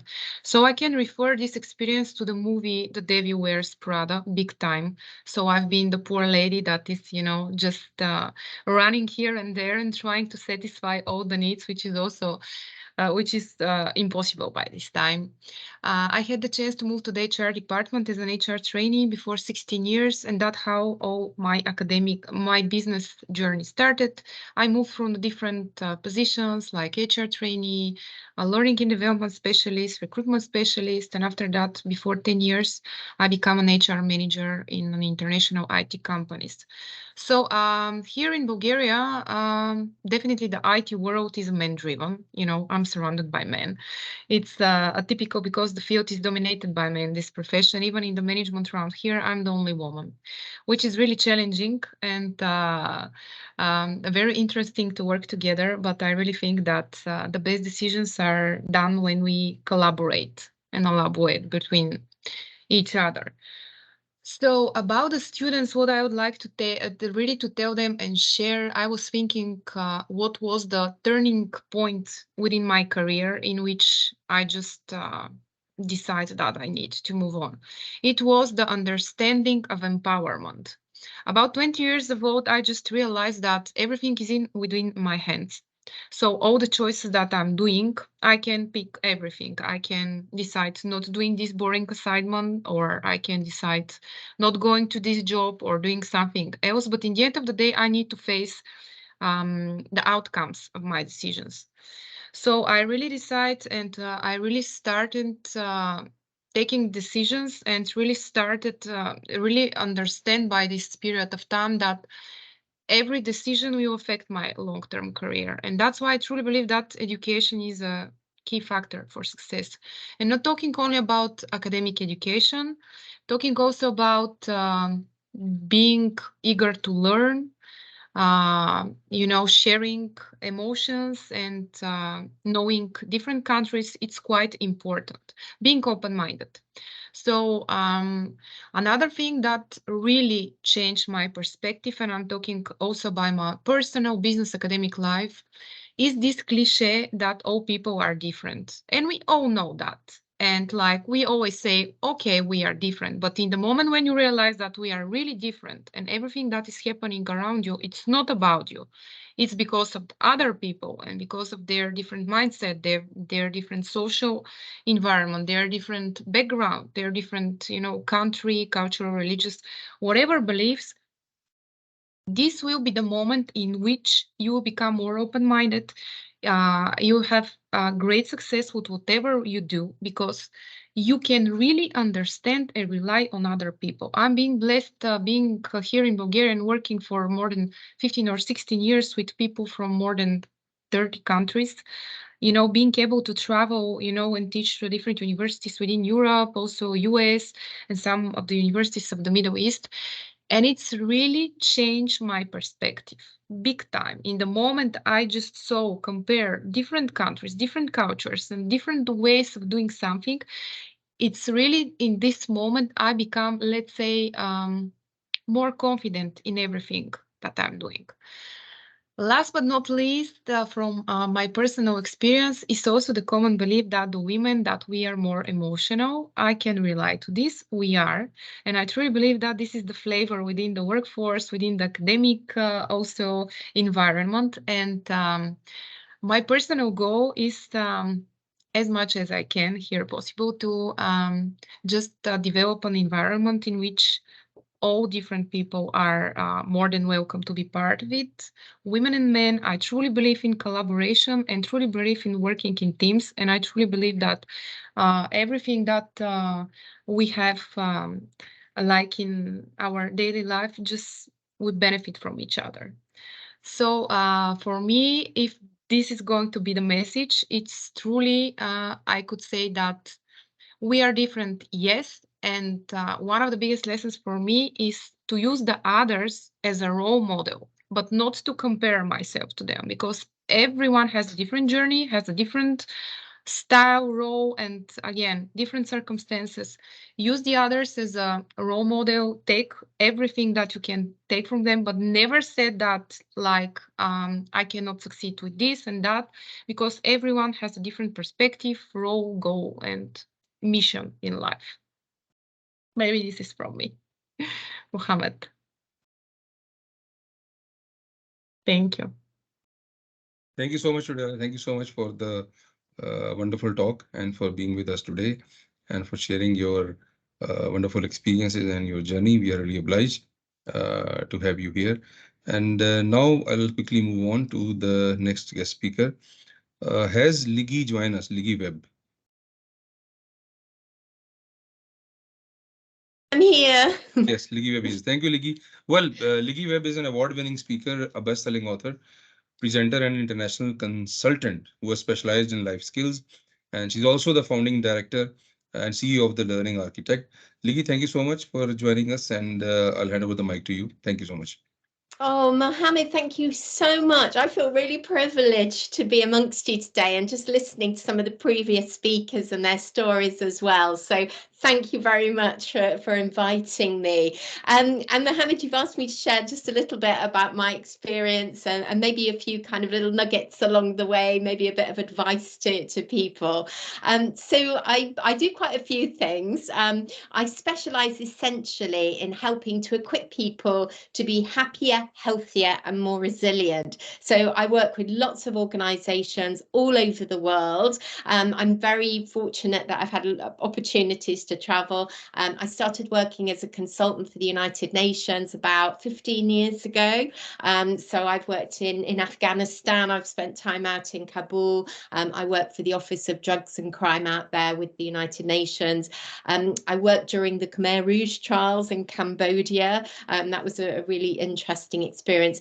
And I've also worked in places like Beirut and Ethiopia and out in Nairobi as well as the Secretariat offices in Geneva and in New York too.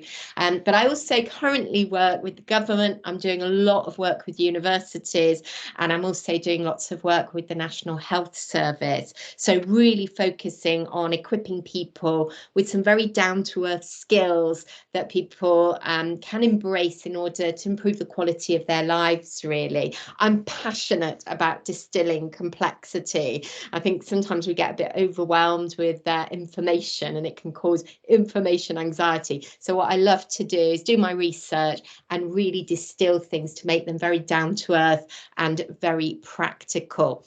So just to give you a bit more background and a bit more context, I actually a few years ago went to help my mother clear out her house because she was going to move. By the way, my mother, I must give a shout out to my mother here because she celebrated her 90th birthday on Saturday. We had the most wonderful party for her, and it was a surprise party. She didn't even know it was going to happen, and it's just amazing. So, and she is one of the most resilient women I know, a real role model for me. But I remember going to help her clear out her house, and she came across this suitcase and it got lots of little notebooks in it, because when I was younger I was always wandering around with a notebook because I was always fascinated about people and people's stories, and I was forever interviewing people, you know, to find out about their backgrounds. but we came across one notebook, and I'd written it when I was probably a teenager, and it had got what were my ambitions in life, and I had 4 ambitions apparently. I wanted to own a coffee shop, and I wanted to write books, I wanted to have a dating agency, and I wanted to own shares in Marks and Spencer's. That apparently was my 4 ambitions. Well, I can tick those off actually, because I did actually invest in a coffee shop. So I owned a coffee shop a few years ago. I did, somebody actually bought me a share in Marks and Spencer's, which I thought was very kind of them because they knew my ambitions. I can sort of have a dating agency because 2 of my best friends are actually very happily married as a result of me matchmaking them. So I think that kind of works. But I have now written 35 books, including my bite-sized book series on a range of different topics. And I've been so privileged to meet people from all over the world, from lots of different backgrounds. And I'm so grateful to people who've shared their stories with me. I've learned so much from human beings. I think curiosity, as Jude mentioned earlier, is such a powerful thing to embrace, because everybody you meet, no matter who they are or where they're from, knows something you don't know. And just by opening up those conversations, we can learn so much from people. About 10 years ago, I wrote a book on human resilience. Just before the pandemic, I filmed a mini-series with the BBC World Service, and all of the skills that I'd actually put together in my book were shared during that mini-series. So that was very exciting. I became very passionate about resilience as a subject, particularly when I was doing my research. And I was also listening to people's stories. And I also had an opportunity as well to test some of the strategies in my book on resilience, because about 8 years ago, out the blue, really didn't see it coming, I was actually diagnosed with a very rare heart tumour. And we found out that I actually had a tumour growing inside my heart. So I had to go to the Bristol Heart Institute to have open heart surgery. Suffice to say, the operation was a success, and here I am. But I also had the opportunity to go back and do some work with the staff and the patients at the Bristol Heart Institute, which really helped me to get another layer, if you like, of information and insights, which has really helped to shape some more of the work that I'm doing around human resilience and how we can all recover from setbacks. And very often it's those challenges in life, it's those setbacks that we experience that teach us the most powerful lessons. And I can certainly say from my own experience, and secondhand from the experiences that I've learned from other people's stories, that it's those setbacks, it's those challenges in life that help to teach us to grow to be stronger people. So I think if there was one absolute message that I would share today and this week from these very sort of valuable conversations I'm sure lots of people will be having around International Women's Day, is that we as human beings all have the capacity to be able to learn, to be able to grow. We're all people in progress. Life is a tremendous journey, and I think it's that human connection that we have, that wonderful, beautiful, rich tapestry of diversity in the world that we as human beings collectively have together, that creates such a powerhouse and makes the joy of this beautiful journey that we're all on really worthwhile. So Mohammed, thank you so much for inviting me today, and thank you so much to everybody who shared some really wonderful stories. Thank you so much, Liggy. Thank you for being with us. And obviously, we would like to, get hold of some of your books so that we can also learn from the work that you have done. But anyways, thank you so much for being with us today, ladies and gentlemen. Now we have another special guest from the US. So we have Diane Janusek with us. She's a global cybersecurity leader and an award winner. And Diane is also a Defense Intelligence Senior Executive Senior Member. And at the moment, currently, she serves as the National Security Agency's Deputy Chief of Compliance. Diane, thank you so much for being with us from the US. And once again, thank you so much for your service to the nation and obviously towards the global peace. So I'll hand over the mic to you And in the meantime, I'll share the poster for you. Over to you, Great. Diane. Thank you.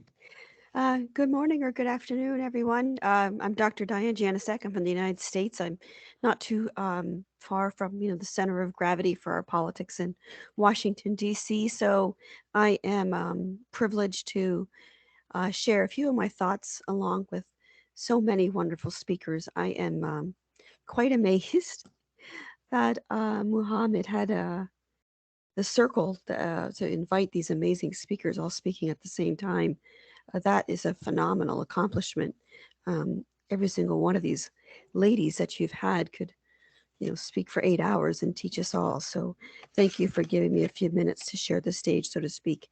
I really appreciate the commitment and the that Leeds Trinity University has taken to, celebrate women.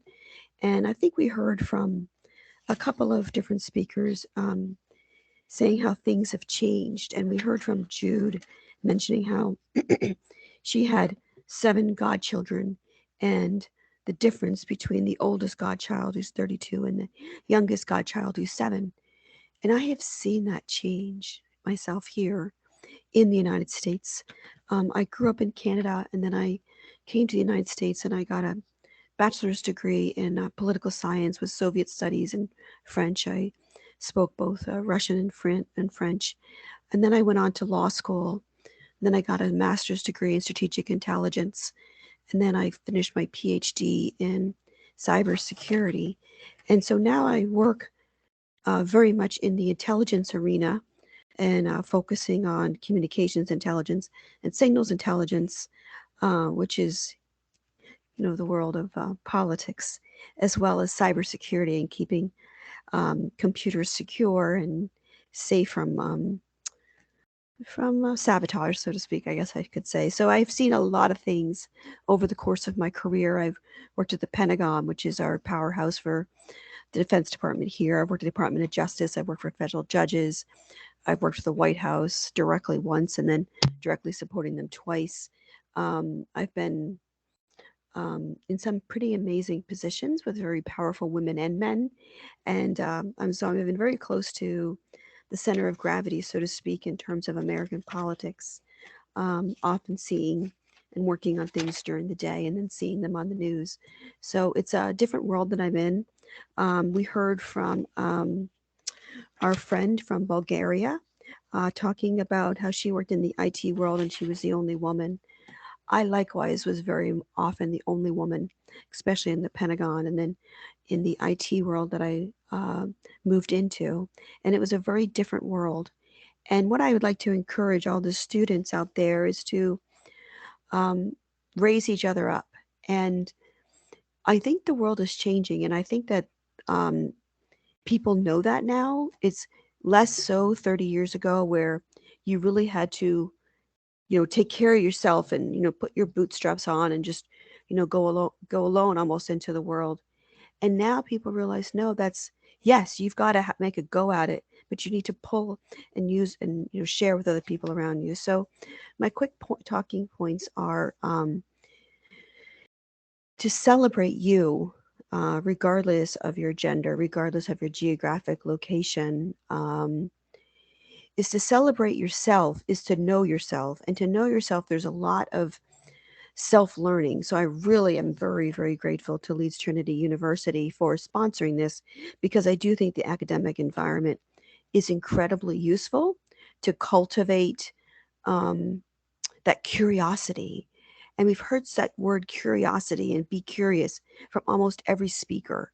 And I think that is really the common denominator of all of us. And it's nice that I followed Ms. Webb, because as she said, we all have the capacity to learn, and it's the human connection that really helps us come together and grow stronger. So I really believe that. So I think my own personal educational journey, and then my personal experience has really taught me that we are on this collective journey together. And that collective journey is a beautiful journey if we pull and support each other, not make it so competitive. I'm very active in the cybersecurity arena, received a number of awards for helping women out to grow and to break into the field. And I constantly call it our cyber sisterhood. I want to encourage people to be a part of something. We've heard so many speakers today. And really, as human beings, we all have innate need to belong. So bringing people together while you're exploring yourself and exploring your desires and your goals and your commitments is very, very powerful. It seems simple, but it really has been lost in other decades. So briefly on my slide here today, what I mentioned, I mentioned this a couple of years ago, which is why it's an older slide, but I do like it. Changing the trajectory. So we have about 20% or maybe 25% of my field is women. Women leaders are even more rare. Female leaders in this niche that I'm in is even more rare. So I'm used to kind of, fending for yourself, but this is what I've done in order to change the bar. I would say move the pendulum, take that momentum and really, move it forward for each other, is advocate and be champions for each other. Make it less so about yourself. If you can't do something, turn around and say, hey, I have an opportunity here. Would you like to go and speak for me? Hey, I see an award nomination period is coming up. I'd like to submit you for that award. Really help others. And that has been the best part of my life is the rewards that I get, the personal, professional rewards that I get from helping others. Number 4, I'm losing my voice, is to mentor, help each other. 3, network. 2, promote and speak up for yourself and others. I found it amazing from Asma, the Palestinian journalist. She was just remarkable. Speak up for herself, saying no, she doesn't want to talk about makeup and clothes and fashion. She wanted to talk about being a first female war correspondent. So with all of that, incredibly powerful morning. I am so amazed at this list of speakers that Muhammad has pulled together, just phenomenal. And I'm very touched and tickled to be considered part of this group of amazing and extraordinary women. And really to all the students and the attendees out there, just look into yourself, figure out what your strengths are, and just go for it. I mean, we got one life to live, so just go forward and celebrate each other, regardless of gender and geographic location. So with that, I'll turn it back to Muhammad, and I'm so grateful for this opportunity. So thank you. Thank you so much, Diane. Thank you so much for sharing your wonderful journey with us and for giving us your special and precious time and joining us from the US all the way. Well, ladies and gentlemen, we are moving towards almost the end of the program. So we have just 2 speakers left. So now I would want to invite my dear friend and comrade, Mariam Shadman. She's a senior lecturer at Teesside University, and she's also a member of the Regional Counterterrorism Advisory Network. One of her key research areas is counterterrorism. And she's also a co-author with me for our forthcoming book that is around prevent and counterterrorism and security in the United Kingdom. Mariam, thank you so much for joining us today. And we would like to hear from you now. Over to you, Mariam. Hi, thank you so very much. Thank you, Mohammed. Thank you very much for having me. I must say, I know that you got a very short time and I try to make it very, very brief. But I must congratulate you for the type of speakers you had today. They are extremely from a different background and different kind of a role. But I was trying to think and take a stock, and I was looking and thinking the only thing that is common between everybody is that they all challenge the norms, and what everybody were expecting, they did exactly opposite. And I'm so privileged and happy to be here. My name is Mariam Shademan Paju. I'm originally from Iran. I left my country in 2005 and I came to UK to continue my study. I did my degree in accountancy back home. I was the financial manager when I was at home. Then when I came to UK, for my study, I did my master in international business and in research and business management, and my PhD is in knowledge transfer and HR. And as Mohammed said, I I'm academic at Teesside University at the moment. And one thing that I do, which I really thoroughly enjoy, is to teach my students to challenge thinking, and always love this sort of a provocative talk and thought about things, and not look whatever you listen, don't believe it, and always try to challenge it. If I want to leave you with like only one thing, I would say that, and instead of talking, make sure to set the example by your action, because whenever you say something, people watch you, watch how you're saying it, how you're doing it. And if what you say doesn't follow with what you do, it's something that nobody gonna buy it. And that's, for me, is something that I always do. And I always make sure to be very careful in how I give feedback to people, especially if the idea is quite new. I tend not to kill it. And I think it's quite an important thing. If you listen to the journey of anyone today that they were talking, it shows that they did things very differently from what the other people tend to do. And having a good support, and also not worry about things are different and you are the one that is quite different from everybody else, is something that is to be quite proud of and to celebrate. I don't want to take any more time. I'm so grateful for your time, and I will pass it back to you, Tuso. Thank you. Thank you, Mariam. Thank you for your nice and kind words, as ever. Well, my last guest speaker for today is Nadia Yunus. Nadia is the CEO of NLY International. She's another renowned keynote speaker and a trainer. So, Nadia, can we have the privileges of hearing from you, please? Over to you. Thank you. Hi everyone, good afternoon. Can you hear me? Yes, we can. Please continue. Okay, brilliant. Thank you so much. I know we're absolutely up to time. It's been amazing the last hour watching all you amazing women. And I'm just taking mental notes, and I'm like, the little bit that I prepared, I'm not even going to talk about that. So because it's all been covered, and because I apparently have been the last one here, let's end it with a really big inspirational note. And all of you have a wonderful International Women's Day. From all the stories, there's a quote that I want to share because that's what I wanted to speak about today. But the quote is, "Every woman's success should be an inspiration to another. We're strongest when we cheer each other on." And that was by Serena Williams. I was looking for, I absolutely love quotes. So I was looking for a quote so I could start off my little talk with.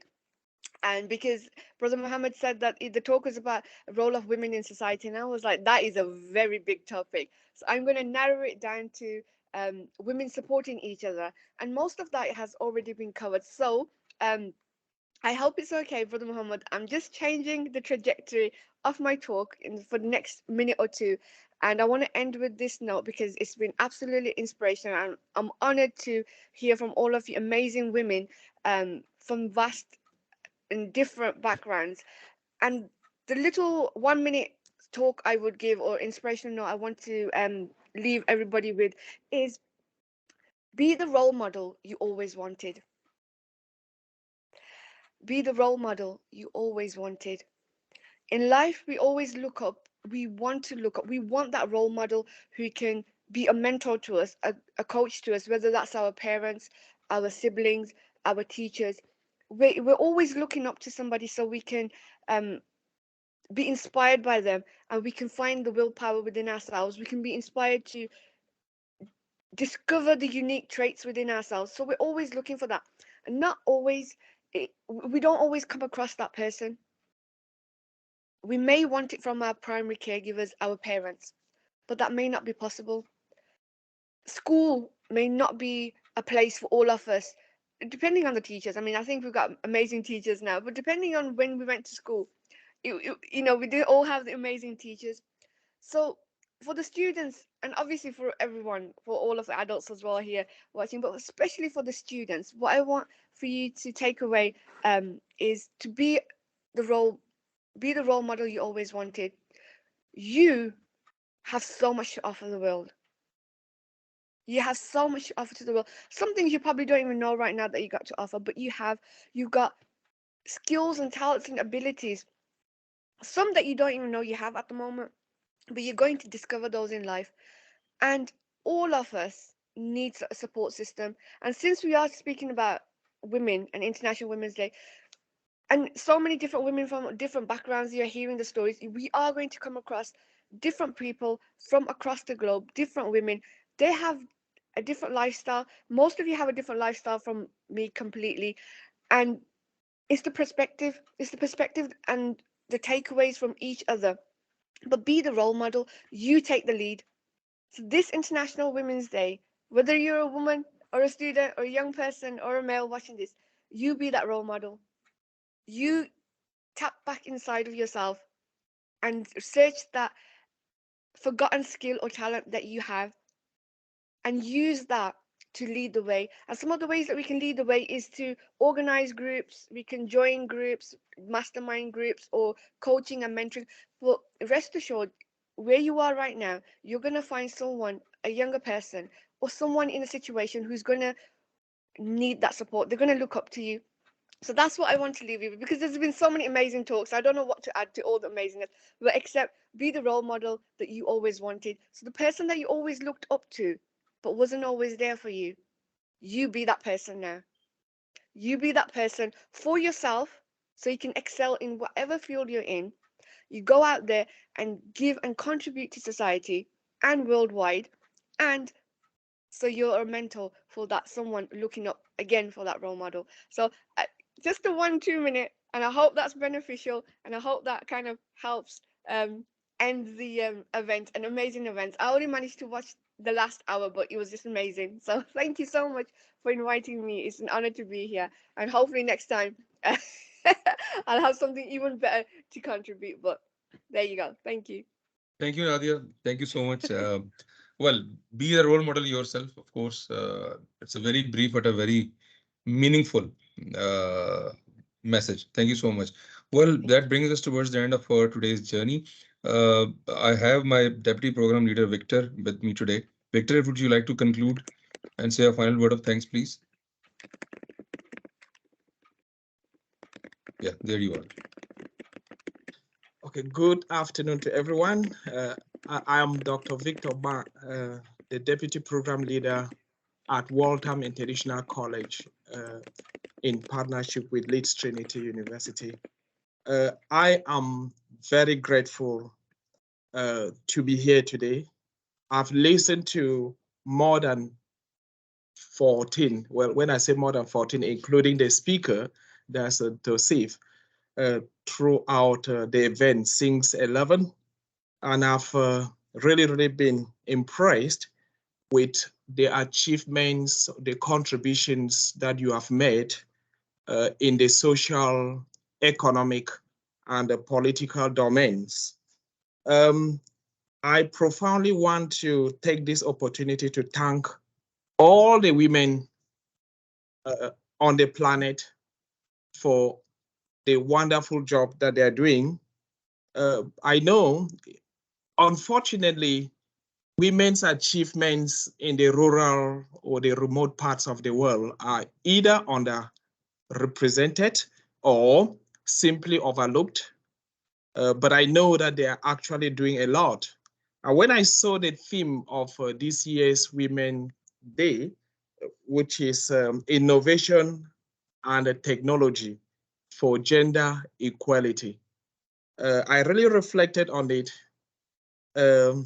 And they're actually trying to see how technology can be used to unveil the issues of gender inequality and discrimination. And I'm going to read further and really tap what technology has done as far as either unveiling some of the inequalities and discrimination that the women are facing, which I know. I come from Central Africa, the Central African country or sub-region, precisely Cameroon. And I know that due to the digital divide, more than 40% of the world's population do not have access to the internet. And a majority of these are women, which means that women's successes like what you have presented here will not disseminate. I mean, that's those in the rural areas or in the remote parts will be unprivileged to learn about the contributions that you have made or be inspired. But I know that women are actually doing a lot that's to make our planet safe. And I can only say happy International Women's Day to all the women on earth, and particularly to all the guest speakers. I've taken down notes. I have 3-page notes that I've taken down from all your contributions. And I think I'm going to constitute a memoir. So don't be surprised if I give you a call, maybe like to get more information. So thank you so much, Tosif, for this initiative. It really reminds me of my grandmom. Just a quick one, please. I grew up with my grandmom. I left my parents at the age of 6. So I grew up with my grandmom. She really inspired me. There are some values that she actually impacted on me, like respect, love, and honesty. And they have actually made me to be what I am today. And my grandmom passed away 2014 at the age of 103. And I always remember her whenever I gather that's in a platform like this, I mean, celebrating the achievements of women. So it's really a special day for me. And congratulations to all the women out there. Thank you, Tosif. So you can take Victor, over thank you. Thank you, Victor. Thank you so much. Ultimately, I thank my colleagues at WIC, LTU, all the guests, students, and everyone for celebrating International Women's Day 2023. Well, I want to dedicate more power, ownership, and strength to women around us. Keep rocking and making this world a more worthy and a beautiful place. We cannot deny, be it at home or work, women do all with so much zeal and ace in their way. God bless all of you. Thank you so much. And till the time we meet again. Thank you so much. Good luck. Bye-bye. Thank you. Thank you. Thank you.